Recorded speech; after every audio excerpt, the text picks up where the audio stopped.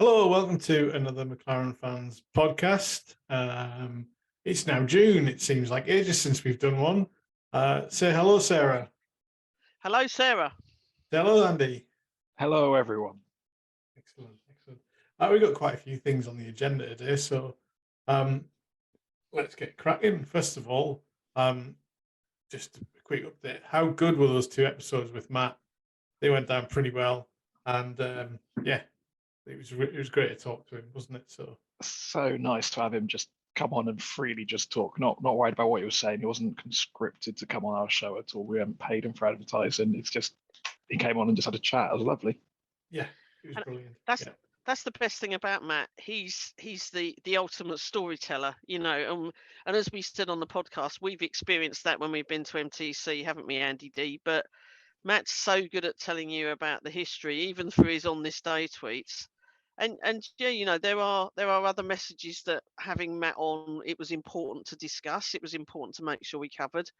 But he's just someone I love chatting to, and I could have done 5 podcasts back to back with him. He was that much fun to talk to.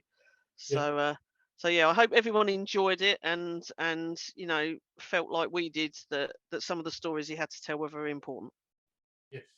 And let's move on to the first item on the agenda, which is also a very important story. We want to talk about Imola. Now, I think we all agree that it was right to cancel the race. Nobody's debating that. Nobody's sitting here thinking it shouldn't, it should have gone ahead or whatever. I mean, but it was Sarah went out to the Imola race for a bit of a holiday. She was out there a few days beforehand, trying to relax, trying to have a nice break from the podcasting world and the world of work.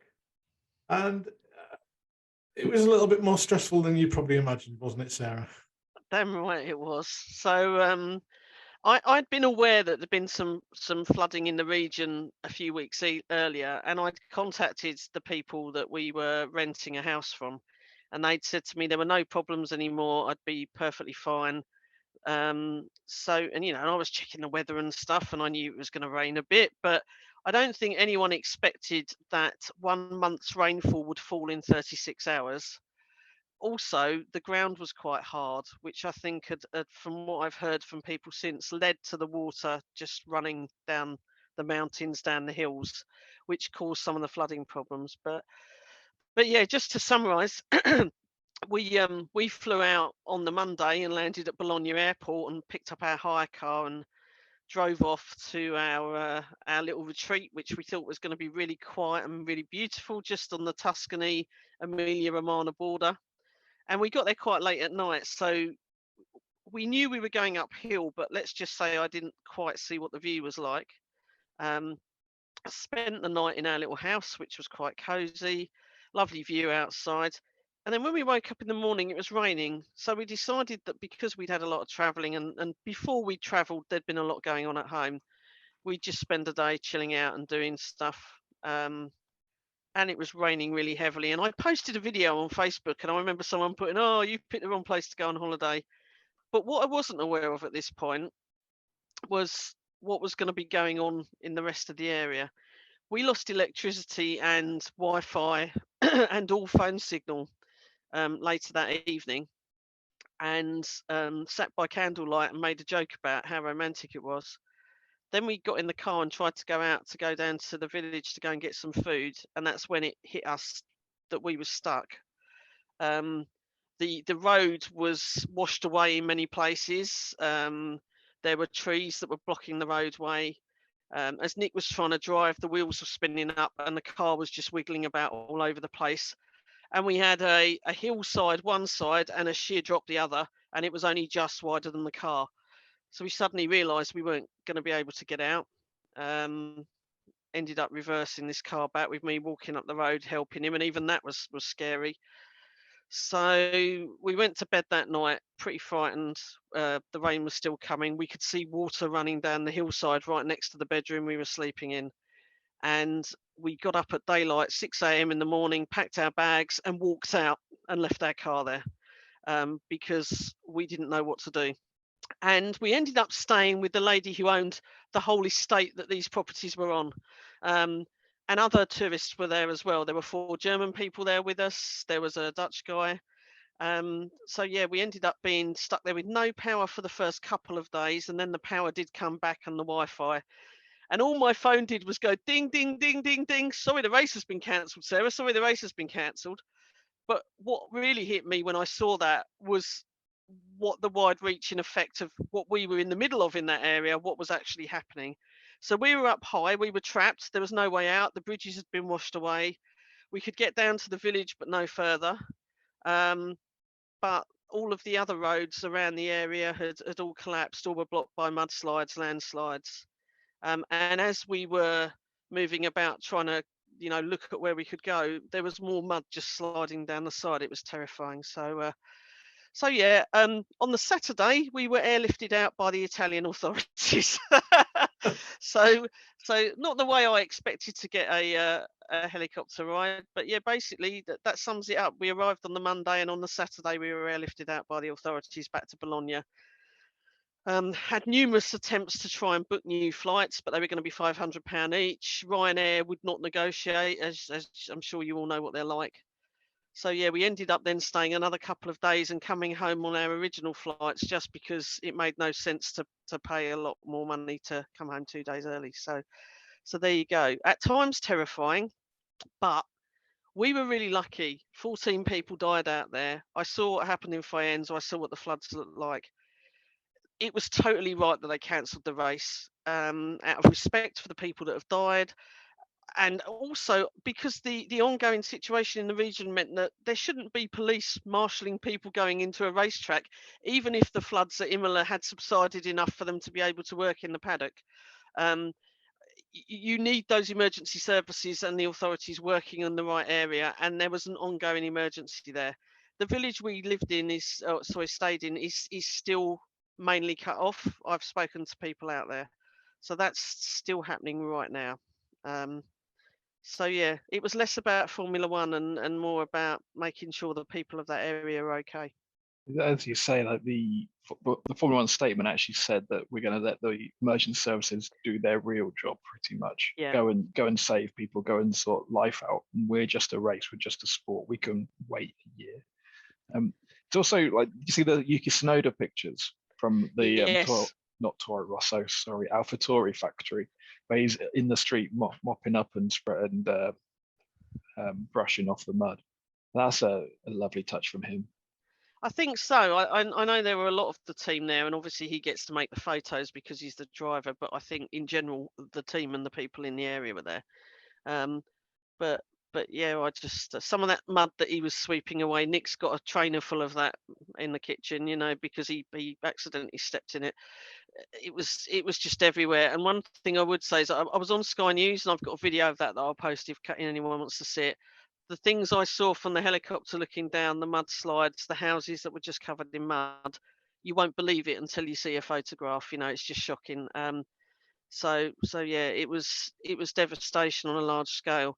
Yeah, It most was of the it was a images we got back here were all just like oh, here's the paddock that's flooded, here's the river next yeah. to the track, here's, like you Yeah, say, well, you they can should have been only focusing on the real people, not Yeah. just the bit around the track. Because yes, there was water next to the track. Don't get me wrong, but there were in the town of Faenza, where ceramics were invented. I know this because of my Italian history. Water was rushing through shops, and washing people away. That's the force and that it was coming downhill with. So yeah, it was not a great holiday. Nick has told me, my hubby, that from now on I'm not allowed to choose destinations to go to. I've pointed out to him that it was a once in a lifetime disaster, that these things don't happen every day, but apparently we're only allowed to go to races in the desert from now on, he's told me. So What about Silverstone? well, it depends how sunny it is. It might end up like a desert, but Well, we're yeah. glad you're safe. And Thank you. It was major. It wasn't like a little tiny bit of rain. It was a major incident. Yes, And I think exactly F1 handled it the right way. From a fan perspective, I don't want to watch a race where people are literally dying around the track. No, but of course it was just really bad timing, because disasters happen all over the world every day of the week. It's just the timing that happened when the race was going to be there, obviously. Yeah, really unfortunate. I know F1 made a big donation to the recovery and the relief charities there. I believe Ferrari did as well. I think I saw €1 million they'd given as well. So yeah, they're doing what they can. You know, that's the main thing, and none of that was their fault, but they did the right thing by cancelling it. Yeah, I agree totally. And I guess, you know, just out of, have you heard anything about like refunds on tickets or anything like that? Yeah, so I got an email really quickly from Formula One, and it said you can have a credit or you can have a ticket for next year's race. At which point Nick reminded me of the desert only rule that was coming in. Or you can have a refund, and it said we don't know when you'll get that refund because it will depend on when the promoter gives us the money back. But I checked my credit card and I had a refund just a couple of days ago. So as far as I can see, I've had my money back already. The bigger problem for me is the additional, the accommodation I couldn't stay in, the hire car I couldn't use, which is still stuck there. I'm still emailing backwards and forwards every day when they keep asking me when I'm going to bring the car back, and I keep sending them photos and saying, can't bring the car back. The car's still there. The car's safe. It's just there. And all sorts of things, you know, additional accommodation, stuff like that. We did book some other flights that we thought we'd be able to get on the Saturday that we never got to get on. So far we're about £2,500 down, which we're trying to claim on insurance for. It's not like I haven't got enough evidence of what was going on there. And I've got a letter from the mayor of the village we were in that they've stamped saying, you know, Nick and Sarah Merritt were stuck in our village. So yeah, it was just one of those things. But hopefully, you know, for me, it's a story, it's a memory, and we got out okay. But for some other people, it's been, you know, utterly devastating and life changing. Yeah, what I'd love to see is maybe next year when the race is back on, hopefully the race is back on next year, that maybe there's some effort to kind of, you know, help rejuvenate the sort of area that we could do Yeah, as fans and as like Formula One as teams and stuff. I'm lucky enough to have been to Imola um, just for a tour and have a look around. It's lovely, and the people in the little village nearby, absolutely lovely people. Um, yeah, you know, so that area is a beautiful area. It's, you know, kind of, you know, the human loss aside, the effects will be felt for a long time in yeah, businesses, totally. um, people's everyday lives, and it would be nice if there was something we could do next year to go back, even if it's just like, you know what, have donation buckets as you're going in, and people put some euros in or something like that. Something simple, but Yeah, you know, it's because a big Extreme E no, do area. no, it. no doubt we So, inconvenience a lot of people turning up en masse to F1 races and these things, but actually we're also, you know, could be a force for change and a force for good as well. exactly, that's very, very true. I mean, it's a really big tourist area as well out there. Yeah, So people are, I mean, you've got ongoing devastation to certain areas that will need to be rebuilt. The road that went to where we were staying has been totally washed away. And I believe she told me, the lady we were with, that had cost £30,000 to have that road built. So she won't be able to rent out any of her properties and gain any money from tourism until that's been repaired. So there's a yeah. lot of money there. So yeah, I think, you know, there's individual stories you'll hear about people who've been affected, but in general, it's just a terrible loss for the whole region. And it's a beautiful green lush area. If you've not been to Imola, people, I can tell you, I know Andy's been there as well, it's a park. You know, the circuit is a park with football pitches and tennis courts in the centre of it, and houses. It's a beautiful place to visit, as well as the Senna Memorial, which of course is quite moving, but is in a really lovely place under some trees with a bench there where you can sit down and look at the flags and everything.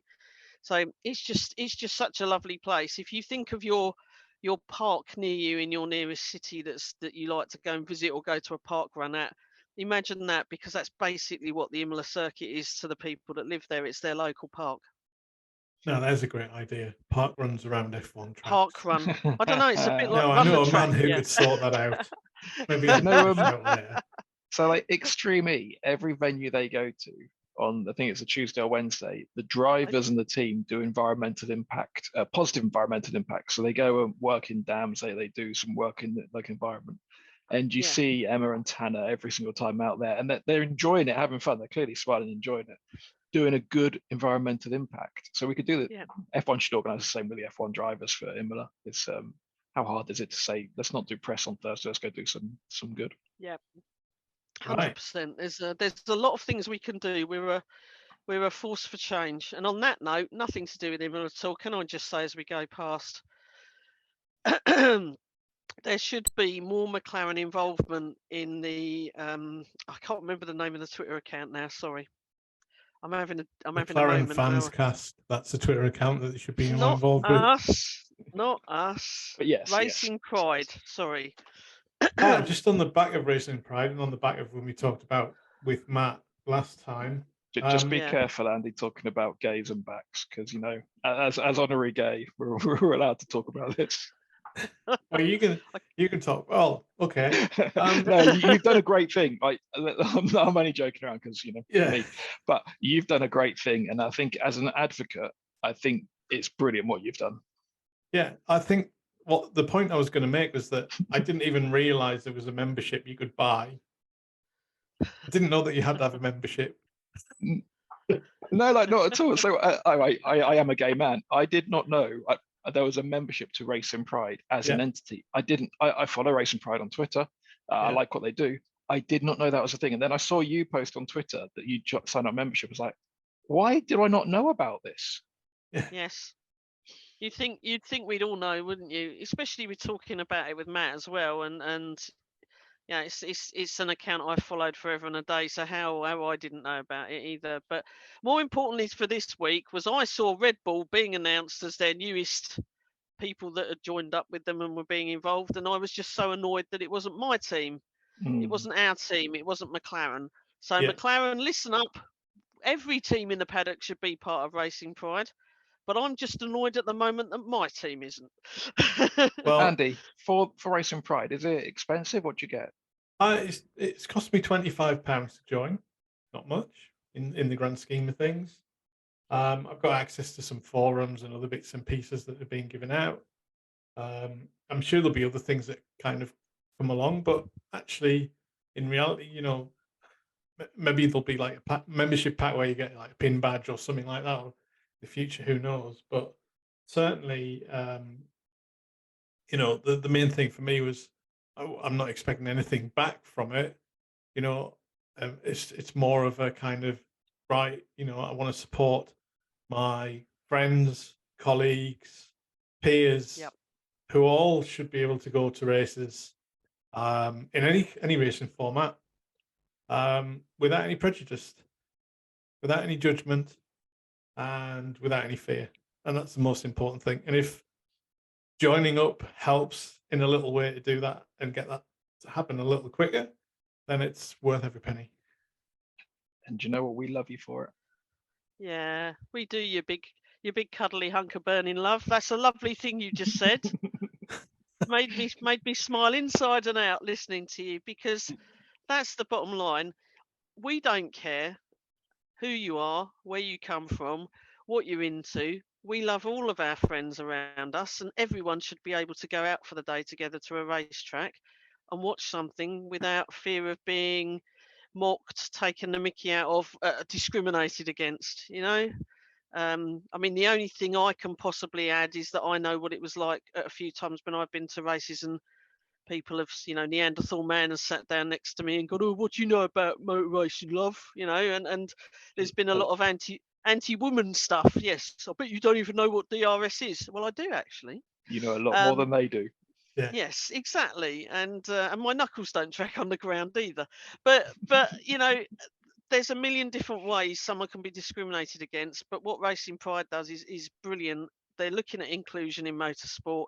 And that's what everybody should be looking at. Everyone should be included. Yeah. Talking of inclusion, we've had a couple of races in the last few weeks. Have we? Oh yeah, I forgot about that. Right. All right. A couple of races. Let's talk about the Triple Crown livery then. Oh, hey. Now, I was expecting this to be like, okay. I was expecting not to like it, to be honest, in that route. When I Really? saw the sort Why? of mock-ups, I was like, oh, I'm not sure. I'm not sure. I was like, should the front be papaya as well? And then that would feel. But then obviously we had the three different cars for the Indy 500 and the way that they were done and what they stood for. And then obviously for Monaco we had the sort of what I'm going to call the amalgamation car because it was the three sort of liveries in one sort of idea. Yeah. My God, it looked brilliant. Yeah. I called it the 3 in a bed car when I first talked about it. So you did better than me. If they left that livery for the rest of the season, I would not be annoyed. I would not be disappointed either. And look, let me show you to the camera. It's coming. It's You got coming. Pim. Nice. All right, When do excellent. they get delivered? Yeah. Well, probably 4 weeks yet, but that's the trouble, isn't it? The turnaround on me creating anything doesn't come quickly enough. But Like, yeah, we, I'm very excited to do that because I love that livery. And people were saying, "Oh, look, we've still got it in Barcelona," and I thought, brilliant. You know, that's great. It's making the most of something good we've got there. You know, it's so great. Barcelona was held on because we didn't have the time to graph it, Redo it. redo the Yeah. actual bodywork. So the 3 cars at Indy, 4 cars including our extra one for Tony. Indy was interesting event, wasn't it? Yeah. So It was. if I'm going to be honest, I've watched the last couple of Indy races. We've been on the same day as the F1, and I've enjoyed them more. I mean, the 500 is always going to be a bit of a spectacle, but even the Detroit City was pretty good. Yeah. But oh God, Yeah. when that accident happened and Pato was like, my heart just sank massively. Yeah. Yeah, and then multiply that again on a lap later. Yeah. we just knocked out. It was like dominoes, like utter just wrong, and then another, and then another. I just feel like if you're a McLaren fan at the minute, It's you don't jinxed. even know what good luck means. Oh It's not even in Yeah. our dictionary, is it? no. Yeah. It was exciting to watch for many reasons. There were some highs, there were some lows. I certainly had great anticipation that we were going to do really well at Indy, and it's a shame that, you know, one by one those chances seem to go away. But still a great event. I'd still love to go there. There must be a fridge magnet for the Brickyard that I could buy. And you know, it's great to see Zach out there. And I will just mention, I've read an awful article from someone out in Indy saying that Zach's not popular and that he can't just walk in here and do the things that he does. And I've replied to it on Facebook and stuff, and I can see a million other fans have as well, saying what a bitter piece of journalism this is. This is not based on any facts whatsoever. But it seems indie journalists are more personal and tend to be less balanced. It tends to be their personal view in an article as opposed to journalism reporting on an event, which is very different to F1. I don't care about being popular. Be fast. Yeah, exactly. By the way, the Indy hat, Yes. it comes bad hair. And with that hairstyle. Awful hair. But look at the inside of it. Oh, The flat I of the think I peak just is a weed brickwork. myself. Look at Like, that. it's a lovely touch, like brickwork on the inside of the peak. I love that, mate. I absolutely love that. It's a proper lovely touch. Like they thought that one through. Yeah. That's amazing. That's amazing. I really like that. I'm Do changing you know, that back. do you know for what? I've not McLaren. bought a cap this year. Might What? need to. Yeah. I've got the new cap with the blue on it because I always like the pop of blue. Yeah. the Formula Oh, E. Yeah, I'm sold on Formula E. I friggin' love it. I Anyone know would Andy. think you're a bit of a McLaren nut, Andy. Do you know Well- what, Andy? Show us all three of those caps together. The one you've got on. Yeah. So Andy was watching all three races in one day Yeah. and had all of the hats for them as well. You know, there Did were you so just many change of your us. hat or did you just change your shirt as well? T-shirt as well. I've got the other T-shirts because I'm that person. I'm a full kit one. But there were so many of us at 4:00 in the morning on Saturday morning and Sunday morning for the Formula E practice, qualifying even.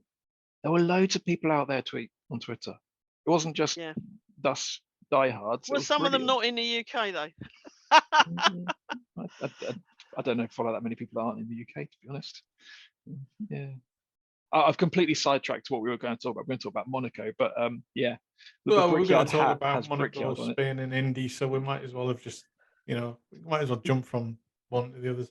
Well, let's talk about Monaco and Spain as well. So, yeah, let's use the sort of the meme that's been going around with Spain equals pain, or Lando first. It was first lap. Yeah. Hit the back of Lewis. Everybody's like, "Oh, is it Lewis's fault? Is it Lando's fault?" And doesn't matter, does it? Charles Leclerc. It was a racing incident. So yes. It was gutting, but I think I tweeted this. The smile I have on my face from Saturday with Lando qualifying third and seeing him being interviewed and all the shizzle that comes with that keeps me going for a little while longer. I got a little boost that charges me up as a McLaren fan and keeps me going. So yes, it was disappointing. Yes, it was heart-wrenchingly gutting. But Oscar did quite well, didn't he? Let's not forget him. And I still have the glory of Saturday's quali to keep me smiling. Excellent. Yeah. Well, Monaco, I'm pretty sure off the top of my head, Lando was like 5th on 3 practice sessions. And then was it Q2 that we had a little issue? He clipped the wall and we didn't get a good run in Q3. Yeah. Yeah. We were going to be quite high up in qualifying there. He had been nailing it. It just got unlucky in Q2. He then landed a great qualifying in Spain. Oscar did not do badly at all. He's right up there in Spain as well. And for a track that he hasn't done the 40 billion laps that a lot of drivers have done, great from him. Our qualifying 1 lap pace is good. And the thing that shows that we're moving. We aren't still back in Q3 fighting to get out of Q3. The car is moving somewhere. That's a good point. Yeah. Okay. Sunday sucked. It really did. You can't deny it for most of the last few races. But we're moving, and we've got the big positive of qualifying is changing. Qualifying will lead into the race. Yeah. There's movements. We'll get race pace. It'll come. There'll be some tracks that suit us, some that don't. All the rest of it, but always the way. Yep. And on the back of Oscar, bizarre. I was out on Saturday and I had my McLaren T-shirt on. Obviously, given that that's all the clothes that we all have, isn't it? Yep. So this guy at this bar was like, "Oh, McLaren fan." I was like, "Oh yeah." He's like, Oscar's shit, isn't he? And I went, "Shit hot, you mean?" No. And he went, "No, he's shit. He's no Danny Ricciardo." And I went, "What?" Well, he's got better results than Ricciardo so far, hasn't he? In our car. And I was like, I was just like, well, that's his opinion, but I was like, I just said, I think he's doing really well this year. I think he's, it's his rookie year. He's what year? Rookie. Or Rookie. rookie to the rest of us. He's 7 races in to his Formula 1 career. Into his rookie year.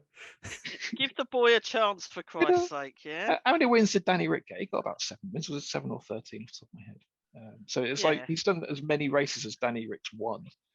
He's finding his feet. He did not have a bad Spain at all. I think he's done very well, and I think the way you judge how well he's doing should not just be by results, but by the feedback you get from the team. And when Andrea says things like, yes, he's doing really well, and we rate him, then that's the best compliment he could have. They're not going to big him up if he isn't. They would say things like, "Oh, he's still finding his feet," that kind of thing. I think they speak very highly of him and the feedback he gives. And I know driver feedback is incredibly important. It's not just about driving around in circles. It's about how you respond with the team and the level of technical feedback you give them so that they can make improvements on your car for you. And I've heard many times them saying how technically good Oscar is for that. So, yeah. Tell that bloke you were talking to sod off, Donnelly. Did Did you see anyone watch Sky Sports? They had Zach on there talking about our new signing, and the guys from Red Bull completely. Yeah, Rob Marshall. Rob Rob Marshall, Marshall, yeah. thank you. Yep. And Zach was asked, "How do you know he's any good?" And he, after a few seconds, he said, I got some information from a colleague of his. The colleague happened to be Adrian Newey. Yes. I love the fact that Adrian Newey is either he's really happy with all this stuff, and he's like, "Look, you're great. You go and do the best you can. We'll still win." He's got either got that level of confidence, or he's just like, "Yeah, I'll just tell everyone what the truth is anyway." He just is blasé about it. But great that Adrian Newey spoke to Zach about it. If Christian Horner is someone that makes me slightly want to be sick in my mouth sometimes, Adrian Newey, by balance, is the person I think he's always honest and always tells the truth. Now, that's just my feeling. My gut feel is that if someone wanted to leave, Adrian Newey wouldn't begrudge them that opportunity, and he certainly wouldn't hold them back. Especially an opportunity where they're moving up. Yeah, in exactly. the pecking order. So that's kind of the feeling that I got out of it as well. Yeah. The guy's been at Red Bull for, was it 17 years? Yep. So, he's been there for 6 championships, right? He's been there when they haven't done so well, but even their not doing so well has only been 3rd in the championship. So exactly. We'd take it. Yeah. So, this guy comes with a wealth of experience and, hopefully slots in like a Lego brick. I wonder what you were going to go for there. There were many other options you could have gone for with the slotting in. Do we I'm want glad him you to went with slot Lego. in? Do we want him to cause a bit of a ruckus and get rid of because we've got processes. McLaren notoriously have process after process after process. Yep. And maybe we need a bit of the renegade Red Bull, like just get rid of the rule book and just get the thing done. You want him to be a bit bullish, perhaps. Yeah. Well, some of the comments coming out about James Key and the reasons why he left were that he was following the book. Yeah. So if we got rid of a person because they do that, what do we need instead? We need someone that's going to follow the guide. One of you goes, let's just try this, see if it sticks. Let's see what it works. Let's try breaking the cost cap and just see what happens. Oh, 2 million buys you a lot, doesn't it, eh? Yeah. 2 championships. Yeah. Order some extra sandwiches. One thing I would say is if you are working at a team like Red Bull, who are winning championships, you're not going to walk away and leave unless you think that the place you're going to is a good opportunity and is somewhere where you can make a difference and make improvements. It isn't enough to just throw money at someone and they come here and we're running around at the back of the track and they're miserable. He must think he can make a difference. Otherwise, he won't be moving. They talked to Zach about it, and he said basically, he told the guy and he gave them an idea of what the plan was and everything else like that. He's bought into that plan. So brilliant. And the other thing for me is that people move between teams all the time. They do. But you don't get Brundle talking about that. You don't get Rosberg talking about that. No. You don't get Coulthard talking about that. I don't really care what Rosberg talks about that, to be honest. No, but actually pretty much all of the pundit media in the paddock were talking about, hang on a minute, this guy's moved. This is a big move. Yeah. This is a big move. So do you think any of it might be that anyone in Red Bull, they don't design the car? Adrian Newey designs the car. That's what the whole public think. It's an Adrian Newey designed car. This is his chance to make his name, to say, I've designed this. This is me. This is my department. I think there's got to have some bit of that in it. Yeah, I wouldn't be surprised if a few more people, trot across the road from Milton Keynes to Woking. It's a long walk. Yeah. But you're right. So I've just changed jobs in the real world, and one of the first things I'm doing is looking at who I can bring with me, because they're people I trust, the people I know, and do you want me to work for you? The old place weren't clever enough to put anything in my contract to say I couldn't. So I've got people I trust and people I know, and I know can do the job. Why would I recruit anywhere else? Yeah. You can't put in their contract that they have to wear papaya to work every day, though, Andy, don't you? I don't have to put it. It's implied.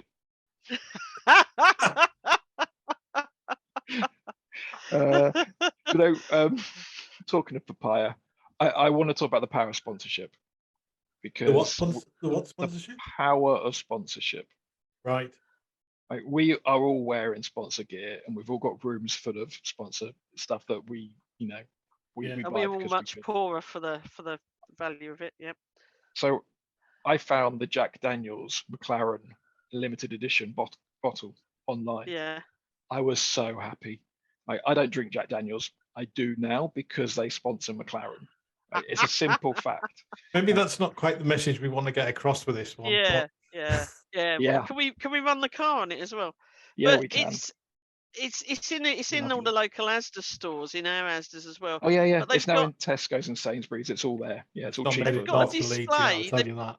They've got a display that looks like McLaren Doggo's car. I don't know if you've Yeah. seen it. It's basically a cardboard box Formula One car with a load of bottles in, but it looks like they've just nicked Fraggle's car. Basically, it's So- brilliant. If I was Fraggle's owner, I would be going down to my local Asda and say, "Can I have that when you're done with it? Save me Yeah. making one for next Maybe year." making one next year. Yeah. But, on the like, back of that, not just that sponsorship. So the K-Swiss trainers. Yeah. I mean, they've pretty much sold out straight away. Got Yep. myself a pair. Everybody that I've been working with, my God, they're bright. I'm like, yep. Well, there's Yeah. no point being a shrinking violet, is there? No. I think there is so much as a thing as too much papaya though you could be wearing. Maybe Mr. Robinson, the black top is more subtle with the papaya hat. Right. I got the black Formula E top. We've pretty much got all of it covered. So got Formula E tops on and that. I've got the this is the Performance. Oh, it's a nice Oh one, that, yeah, actually. yep. Really nice. Really nice. You just Yeah. got to Illegal make sure running. you never call it orange, because look what happens when you do. Yeah. Yes, Perry, I've got your chocolate orange here. Now, I ate mine. Well, I've got a story for this. Oh, a So- story. Yeah. I gave up chocolate on Easter and I was doing so well. I'd not touched a bit. Then that dropped through my letterbox. And as you can tell, it's now empty. Yeah. Yeah. Mine got eaten. you've Harry kept the Brown, box. next time I see you. Excellent. Nice. What So- are we so meant to for be our, talking about? by the way, I've lost the plot.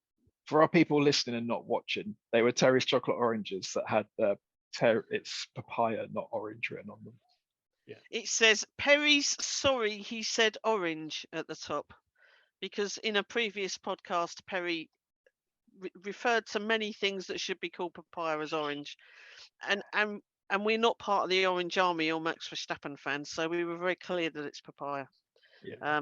But he has paid it forward by giving us all some chocolate, so he's out of the doghouse for now. Absolutely. Yeah. Well done. Good work. So we've not got long left. So I guess my question to you two, Andy and Andy, is there anything else we were meant to talk about? And what the hell was the agenda this week? There's the agenda. Sorted. Yay! I just want 20 seconds on the soapbox. Like, Go on. now that we're Go not on. doing great, we are not winning championships, we're not scoring points, we're having bad weekends. Now is the time for fans to really shout the positives and to support the team, because Yep. the people in that team at the MTC, at the track, they're getting the dire side of life every single day. If they receive one tweet that's a positive, that will make a difference in their day. So if we can, as a fan base, start really pushing the positives, it makes a difference to our team and to the people. When they go home of a night time, they're in a little bit of better mood. I think so too. Well said. I am a supporter. That's what I say. I'm a fan. I'm a supporter. I'm here to support. Not every day goes our way. We're not always incredibly successful, but let's show our team that we do care about them and we do give a shit. Yeah. And that's a great note to end this podcast on. Thank you very much, Sarah. Thank you very much, Andy. Until next Thank time. you. Thanks for listening.